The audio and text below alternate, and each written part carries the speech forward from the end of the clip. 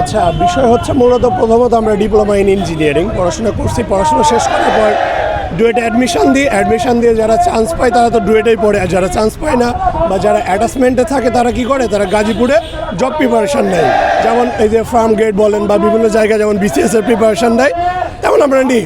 এখন কথা হচ্ছে আমাদের 6 তারিখে পরীক্ষা দিয়েছে কালকেই, কিন্তু বিষয়টা এমন হচ্ছে যে আমাদের সাথে একদম টোটালি প্রহসনের মতো হচ্ছে।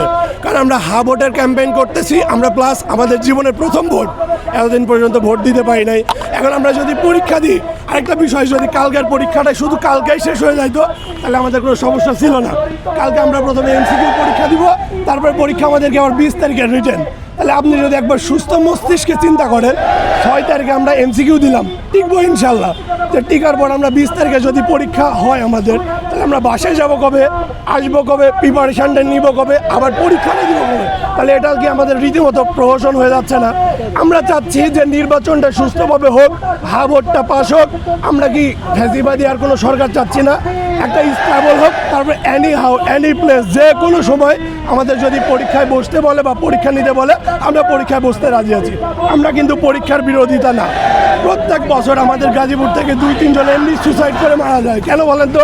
কারণ একটা পরীক্ষা হয় না, একটা পরীক্ষার কারণে একটা চাকরি হয় না, চাকরির কারণে কি বিয়ে হয় না, সব কিছু মিলে। তারপর আরেকটা বিষয় হচ্ছে কি, আমাদের সাথে আপনারা জানেন মিডিয়া ভাইরা যারা বিএসসিরা আছে, তারা কি অবৈধভাবে 33% কোটা নেওয়ার জন্য কি করছে, আমাদের সাথে দ্বন্দ্ব লিপ্ত হচ্ছে। এমনকি তাদের যে নেতৃত্ব দিচ্ছে লিপু, তিনি আমাদের বুয়েটে পরীক্ষা নেওয়া থেকে শুরু করে আমাদের স্যুট আমরা দেখলেই হত্যা করার একটা চিন্তা ভাবনা আছে। যে আমরা এত সক্রিয়তার মধ্যে, এত সমস্যার মধ্যে, তারপরে আমরা চাচ্ছি পরীক্ষা দিতে, কিন্তু 6 তারিখের পরীক্ষাটা বন্ধ হওয়ার পর যখন নির্বাচনটা হয়ে যাবে, আমরা যখন ভোটটা পাস করাইতে পারবো, সরকার যখন স্টেবল হবে, এনি টাইম এনি সময় সব জায়গায় পরীক্ষা নিক, আমাদের কোনো সমস্যা নেই। পরীক্ষার বিরোধিতা না, আমরা বারবার বলতেছি আমরা পরীক্ষার বিরোধিতা না। বারবার একটা জিনিস মনে রাখতে বলতেছি পানি উন্নয়ন বোর্ডকে, আমরা চাকরির প্রত্যাশী, এত চাকরির জন্য পাগল আপনাদের বলার মতো না। প্রত্যেকটা মানুষের 32 বছর পর তো সুযোগ থাকবে না, থাকবে কি? যখন থাকবে না তখন কি করবে? এই জন্য একটা সরকারি চাকরি লাগবে না ভাই।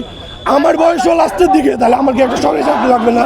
আমি যখন বলতে যাচ্ছি যে ভাই আমি পরীক্ষাটা পড়ে দিব, আচ্ছা ওনারা যদি মনে করে যে আসলে আমরা কি পরীক্ষা দিতে যাচ্ছি না, আমি মনে করে দিতে চাই এর আগের বার পানি উন্নয়ন বোর্ডে আমি ভাইভা দিছি, তাহলে তখন যদি রিজিকের ব্যবস্থা হতো তাহলে তাই না, রিজিকের ব্যবস্থা হয় না। তার জন্য আমরা বারবার বলতেছি 6 তারিখের পরীক্ষাটা অন্তত বন্ধ করেন, নির্বাচন সরকার আসুক, স্টেবল হোক, তারপরে আমাদের পরীক্ষা নেন। আমাদের দাবি একটাই, কালকের পরীক্ষাটা বন্ধ হোক। বন্ধ হওয়ার পর এনি টাইম এনি সময়, যে কোনো সময় আমাদের পরীক্ষা নিক, আমরা পরীক্ষা নিতে বসতে আসছি। যখনই নির্বাচিত সরকার আসবে তখন আর আমাদের কোনো সমস্যা নেই, তখন আমরা পরীক্ষায় বসতে রাজি আছি। ঠিক আছে, এই যে অবস্থা। আর যতক্ষণ পর্যন্ত দাবি না মানবে ততক্ষণ পর্যন্ত আমাদের দাবি এটাই থাকবে, আর আমরা এখন যাবো না। হচ্ছে বাসায় যাবে, অনেকের বাসা একদম প্রান্তিক লেভেলে বিভিন্ন জেলায়, এখানে বিভিন্ন জেলার শিক্ষার্থীরা আসছে, তারা কিভাবে বাড়ি যাবে, এত জার্নি করে ভোট দিবে, একটা আমেজ পরিবেশপূর্ণ একটা শান্তিপূর্ণ ভোট হবে। ভোট দেওয়ার পরে 20 তারিখে আমাদের একটা প্রিপারেশনের ব্যাপার আছে, পড়াশোনার ব্যাপার আছে। এটা আসলে আমাদের শিক্ষার্থীদের জন্য একটি প্রহসন বলে আমি মনে করি। কারণ এই পরীক্ষার ডেট কিন্তু, পরীক্ষার যে সার্কুলার প্রায় দীর্ঘ 1 বছরের বেশি হয়ে গেছে। আপনারা 2 বছর হয়ে গেছে, আপনারা 2-3 মাস আগে পরীক্ষা নিতেন, কিন্তু এই নির্বাচনকে সামনে রেখে আপনারা এইসব কী শুরু করছেন?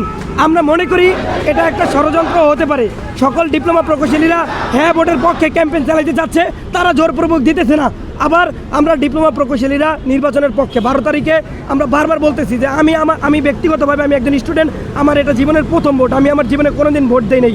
আমি শান্তিপূর্ণ এবং খুব আনন্দ উচ্ছ্বাস নিয়ে আসলে আমি ভোট দিতে চাই। এবং আপনারা জানেন আমার আগের যেই বক্তা বলে গেছেন, বিএসসি ইঞ্জিনিয়ারদের কতিপয় কিছু বিপদগামী আমাদের সহযোদ্ধা, আমাদের ভাইরা, তারা আমাদেরকে প্রতিনিয়ত হুমকি দামকি দিয়ে যাচ্ছে, আমাদেরকে হত্যার হুমকি দিতেছে। আমরা আপনাদেরকে যদি স্পষ্ট জানিয়ে দেই, বুয়েটে আগামী কালকের 6 তারিখের পরীক্ষায় প্রায় 35,000 শিক্ষার্থীদের একটি অ্যাপ্লিকেশন মানে আবেদন রয়েছে। 35,000 শিক্ষার্থী পরীক্ষা দিতে যাবে। সেক্ষেত্রে সিভিলের আছে 21,000, মেকানিক্যাল এবং ইলেকট্রিক্যাল সহ অন্যান্য সব মিলিয়ে প্রায় 14,000 শিক্ষার্থী। তার মানে 35,000 শিক্ষার্থী পরীক্ষা দিতে যাবে।